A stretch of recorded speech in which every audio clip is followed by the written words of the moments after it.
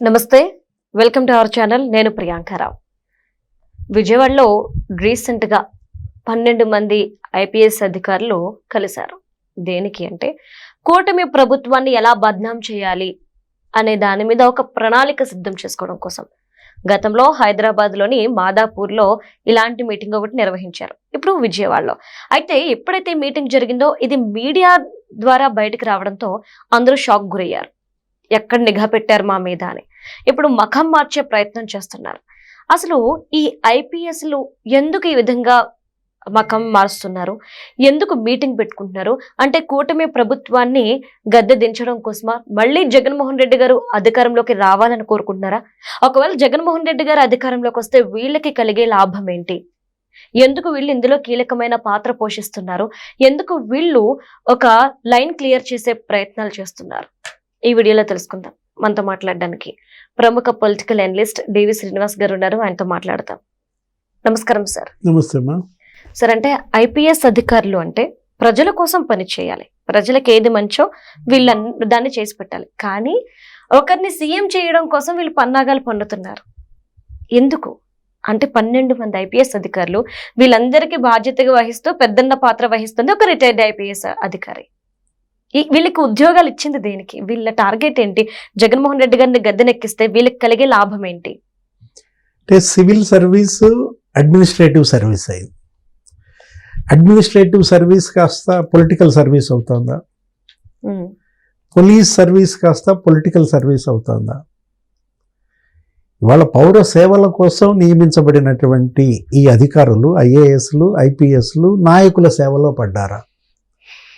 అంటే దిగజారా? ఈ దిగజారుడుతనానికి పరాకాష్ట. అంటే మీరు రాజకీయం చేయడం ఏంటి? నువ్వు సేవ చేయాలి. వీళ్ళు సేవకులు కదా, సర్వెంట్స్, పబ్లిక్ సర్వెంట్స్. పబ్లిక్ సర్వెంట్స్గా ఉండాల్సిన వాళ్ళు పొలిటికల్ లీడర్స్ అయిపోతున్నారు. అటువంటిప్పుడు అసలు పార్టీలు పెట్టండి. మీకు నిజంగా రాజకీయం పట్ల అభిరుచి, ఆసక్తి ఉంటే మీరు చేయాల్సిందేంటి? మీ ఐఏఎస్లు అది వదిలేసేయండి, ఆ ఐపీఎస్లు వదిలేసేయండి. వదిలేసి చక్కగా రాజకీయ పార్టీల్లో చేరండి, పోటీ చేయండి. మీ ముందు చాలామంది అలా చేశారు కదా. రిటైర్ అయిన వాళ్ళు కూడా పార్టీలు పెడుతున్నారు. అవును. అంటే నాయకులతో వీళ్ళు అంట కాగటం, వీళ్ళే నాయకత్వం, వీళ్ళే నాయకులుగా చలామణి కావాలన్న ఆ కీర్తి కాంక్ష అనాలా, లేకపోతే పతనం అనాలా? ఇప్పుడు ఈ ప్రభుత్వం ఏర్పడిన వెంటనే చంద్రబాబు 4.0 డిప్యూటీ సీఎంగా పవన్ కళ్యాణ్ బాధ్యతలు చేపట్టిన వెంటనే హైదరాబాద్లో మీటింగ్లు పెట్టారు.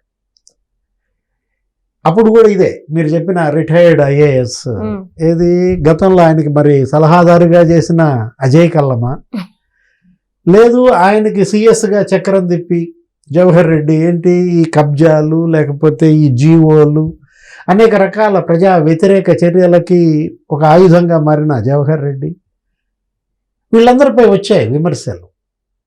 మాదాపూర్లో వీళ్ళందరూ మీటింగ్లు పెట్టుకోవటం, ఆ మీటింగ్లకి అసలు మనం ఏంటి, వాళ్ళ కారుల్లో వాళ్ళు రాకుండా వాళ్ళకి వాహనాలు పంపారు. అంటే తెలియకుండా ఉండటం కోసం కదలికలు, ఫోన్లు కూడా ఇంట్లో వదిలేసిరమ్మన్నారు. అంటే ఎవరు ట్రాక్ చేయకూడదు. స్మార్ట్ ఫోన్లు వాళ్ళు మొత్తం తెలిసిపోతుంది. ఏది మీటింగ్ కు ముందు ఎక్కడ కలిశారు, మీటింగ్ తర్వాత ఎక్కడ కలిశారు, Google takeout, last phone calls అన్ని. అంటే ఇప్పుడు కాల్ డేటా రికార్డ్స్ చూస్తున్నారు. అందుకని ఫోన్స్ వదిలేసి మాదాపూర్లో 2 మీటింగ్లు పెట్టుకున్నారు. కానీ బయటకు వచ్చింది. ఇప్పుడు రవి కాంచ్ అనే చోట కవి కాంచున, అంటే సూర్యుడు చూడని ప్రదేశం కూడా ఇవాళ కవులు చూడగలరంటూ. అంటే మరి జర్నలిస్టులు ఎలా కళ్ళు గప్పుతారు? జర్నలిస్టులు కళ్ళు గప్పలేరు కదా. మరి అది బయటకు వచ్చింది. సరే, సైలెంట్ అయ్యారు కొన్నాళ్ల పాటు. 1 సంవత్సరం ఏమో మీటింగ్లు ఏం జరగల. మొన్న ఒక మీటింగ్ ఎక్కడ పెట్టారు ఈసారి? బెజవాడలో. అక్కడ బెజవాడలో అక్కడ వాళ్ళది ఏదో అసోసియేషన్ బిల్డింగ్ పక్కనే కలిశారు. మార్నింగ్ వాక్ అంటూ పెట్టుకున్నారు. అది కాస్త ఏంటి, ఇక్కడ ఇది కరెక్ట్ కాదు, ఈ ప్లేస్ కరెక్ట్ కాదు, మనం ఒక చోట కలుద్దామని ఆ బెజవాడ క్లబ్ రోడ్లోనో ఎక్కడో ఆయన ఫ్రెండ్ అంట, ఏది ఆ రిటైర్డ్ ఐఏఎస్, మరి అజయ్ కల్లమా లేకపోతే జవహర్ రెడ్డా, వాళ్ళ మిత్రుడు యొక్క అపార్ట్మెంట్ ఏదో ఖాళీగా ఉంటే అక్కడ దిగారు. 6 ఐఏఎస్లు కలిశారు. అంటే వాళ్ళతో పాటు ఆ డిపార్ట్మెంటల్ హెడ్స్ ఇంకో 6 12 మంది కలిశారు అని చెప్పి వెంటనే లీక్ అయింది. అవును. గతంలో జగన్మోహన్ రెడ్డి హయాంలో చక్రం తిప్పిన బ్యాచ్ అదంతా. ఒక మహిళా అధికారిని కూడా ఉందన్నారు. ఓహో. ఎవరా ఫిమేల్ ఐఏఎస్ అనేది ఇవాళ చర్చ ఐఏఎస్ అవును. లాబీల్లో. అంటే ఇప్పుడు ఒకటి, ఈ ప్రభుత్వాన్ని అస్థిరపరిస్తే మీకు వచ్చే మేలేంటి? అదే కదా. ఎవరు వీళ్ళు మారతారు, నాయకులు మారతారు, కానీ మీరు 30 ఏళ్ళు 35 ఏళ్ళు సర్వీస్ చేయాలి. అంటే వాళ్ళు చెడగొట్టారా, మీరు చెడిపోయారా? ఈ చెడిన వ్యవస్థకి వీళ్ళొక వేరు పురుగులను అనుకోవాలా? అంటే మీకేదో ఆ డబ్బు కక్కుర్తి కోసం, నెలకు అందేటటువంటి ఆ మామూళ్ళ కోసం మీరు కూర్చున్న చెట్టు కొమ్మ మీరే నరుక్కుంటున్నారా? మనకదే కనపడుతుంది. ఇప్పుడు వాళ్ళు మళ్ళా ఇది బయటకు రాగానే, ఇది లీక్ అవ్వగానే ఇక నెక్స్ట్ ఇక్కడ వద్దు, ఏది బెజవాడలో మీటింగ్లన్నీ తెలిసిపోతున్నాయి. అంటే హైదరాబాద్ జర్నలిస్టుల కన్నా వీళ్ళు మరీ స్మెల్ ఎక్కువ చేస్తున్నారు అంటూ ఇవాళ మళ్ళీ ఇక రాబోయే మీటింగ్లన్నీ హైదరాబాద్లోనే పెట్టుకోవాలని. హైదరాబాద్ లో పెట్టుకుంటే తెలియకుండా ఉంటుందా సార్? ఆయన ఎవరు? మాదాపూర్ తెలిసిందిగా. రిటైర్డ్ ఐఏఎస్ ఏది ఆయన, మరి ఒక ఫ్రెండ్ అంట ఆయనకి ఇప్పుడు హైదరాబాద్లో ఐపీఎస్. ఇవాళ తెలంగాణ పోలీస్ సర్వీస్లో కీలక పాత్ర వహిస్తున్నటువంటి ఒక వ్యక్తి ఆయనే అపార్ట్మెంట్ పెట్టుకోమని చెప్పారని, ఆయన ఇంట్లో ఇప్పుడు మీటింగ్లు పెడదామని రాబోయే మీటింగ్లు అక్కడ డిసైడ్ చేసిన పరిస్థితుల్లో ఇప్పుడు అందరి దృష్టి, అందరి ఆలోచన ఎవరా? తెలంగాణ ఐపీఎస్. అంతేగా.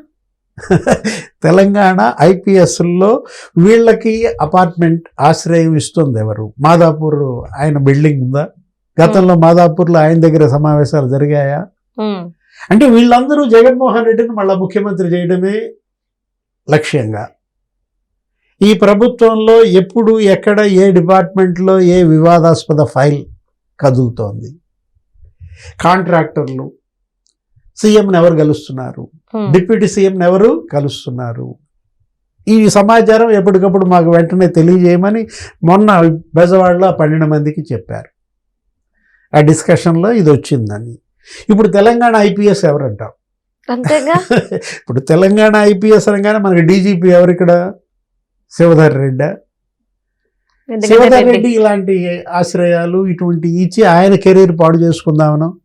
ఇప్పుడు ఆయన ఏంటి, చాలా తలమునకలుగా ఉన్నాడు. వాళ్ళ రేవంత్ రెడ్డి మరి గవర్నమెంట్లో గతంలో ఇక్కడ ఐపీఎస్లు చాలా బ్యాడ్ అయ్యారు. అదే ఆ ఫోన్ ట్యాపింగ్ కేసా, ఫోన్ ట్యాపింగ్ కేసు, ఈ రేసు. ఇప్పుడు కేసీఆర్ లేకపోతే హరీష్ రావు, కేటీఆర్, ఇప్పుడు అసలు ఆ కేసులు అవును మనం చూసాము. ఏది ప్రభాకర్ రావు, ఆయన అక్కడి నుంచి పట్టుకొచ్చారు, ఇక్కడ అమెరికా నుంచి పట్టుకొచ్చారు. అనేక మంది ఐపీఎస్లు, ఆ డిఎస్పి బదనామైనటువంటి పరిస్థితుల్లో ఏంటి అప్పుడు ఆ ఫోన్ ట్యాపింగ్, ఆ క్యాసెట్లన్నీ ధ్వంసం చేయడం, ఎక్కడ వాళ్ళు ధ్వంసం చేశారో అవన్నీ మళ్ళీ రిట్రీవ్ చేశారు. అంటే బీఆర్ఎస్ పార్టీకి ఎవరో ఒకరు చెరువుగా ఉండే వాళ్ళు ఉండే ఉంటారు, వాళ్ళు సాయం చేయకపోతారంటారా?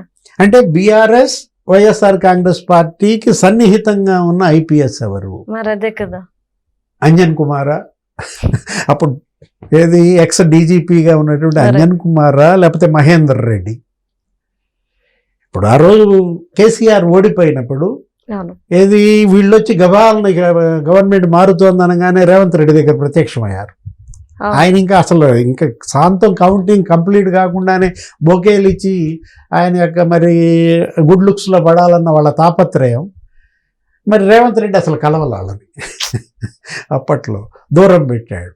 అంటే ఇప్పుడు డీజీపీగా ఉన్నప్పుడు అంజన్ కుమారా లేకపోతే మహేందర్ రెడ్డి ఎవరు వీళ్ళకి ఆశ్రయం ఇస్తోంది హైదరాబాద్లో అంటే స్టీఫెన్ రవీంద్ర. ఎవరైనా స్టీఫెన్ రవీంద్ర అనగానే నీకు గుర్తొచ్చేదేంటి? ఉస్మానియా యూనివర్సిటీ.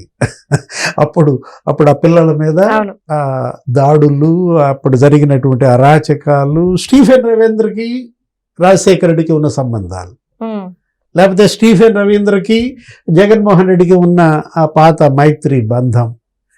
ఇప్పుడు అజయ్ కల్లంకి సన్నిహితుడా? అజయ్ కల్లం కాదు ఇప్పుడు, లేకపోతే జవహర్ రెడ్డికి సన్నిహితుడా? ఎవరా ఐపీఎస్ అనేది ఇప్పుడు మన మీడియా సర్కిల్లో ఇక నీకు హల్చల్. అది చర్చ. కానీ ఒకటి దారుణమైన పరిస్థితి ఏంటి అంటే సార్, ప్రజలకి సేవ చేయాల్సింది పోయి రాజకీయ నాయకులకి సేవ చేస్తున్నారు. అంటే డబ్బు కోసం చేస్తున్నారా, లేదంటే ప్రమోషన్ల కోసం చేస్తున్నారా, దేనికోసం చేస్తున్నారు అనేది ఎవరికి అంతుపట్టట్లేదు. ఎందుకు ప్రజా సేవకులు ఈ విధంగా మారిపోయారు అనడానికి. అంటే డబ్బు ఏది ఎంతమ్మా, ఇప్పుడు మీకు వచ్చేటటువంటి మీ ఆ జీతాలు, ఆ వైభోగం, ఇవాళ ఏంటి కలెక్టర్ అంటే లేకపోతే ఎస్పీ అంటే వాళ్ళే కదా బడ్జెట్ డ్రాయింగ్ అథారిటీ. మరి ఇప్పుడు వాళ్ళ కింద ఎంతెంత అమౌంట్స్ ప్రభుత్వ ధనం వాళ్ళ సంతకంతో ఇవాళ ప్రజోపయోగం కోసం వెచ్చించాలా? అంతకన్నా మీకు ఆనందం లేకపోతే అంతకన్నా మీకు సంతోషం ఇంకేం కావాలి? ఇతను ఉండేది 5 ఏళ్లే కదా.